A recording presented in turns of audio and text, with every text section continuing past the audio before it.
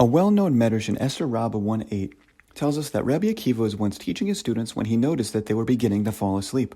In order to rouse them, he asked, "How did Esther come to rule over 127 kingdoms?"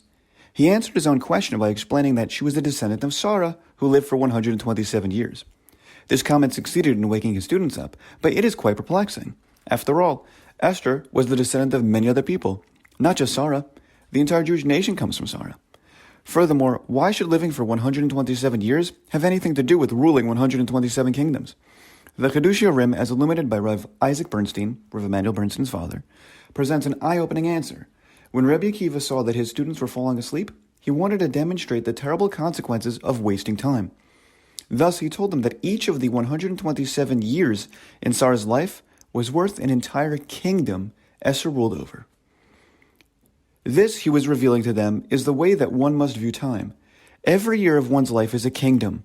Every month, a large city. Every week, a town. Every day, a village.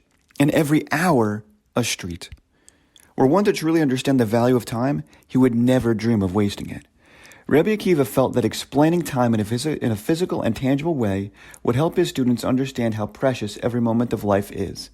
Similarly, Bereshit 24:1 says, V'Avraham zaken ba bayamim. And Avraham was old, far along in years. This seemingly strange phrase means that Avraham managed to learn from every experience that he had every single day of his life. As remarkable as this is, though, he did something even greater. He used that knowledge to live a fully fulfilled and actualized life without wasting a moment. Like his wife, he built hundreds of kingdoms. Killing time should not be in one's vocabulary. Everything one does can and should have meaning and purpose and be spiritually productive and valuable. Although we cannot live on the level of Avraham and Sarah, we are still required to strive to reach it. Our sages tell us that one must regularly ask himself, when will my deeds reach the level of our forefathers? With this in mind, we should put a lot of thought into how we spend our time. Are we investing in building kingdoms and large cities, or are we leaving behind a lot of barren land?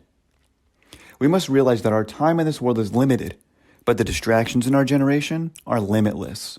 After recognizing this, we should think about how we want to be remembered when we are no longer here. These thoughts alone can help keep us focused on the bigger picture and prevent us from getting sucked into the latest diversion of the day. We should merit to actualize our potential and use every moment of our lives to the fullest.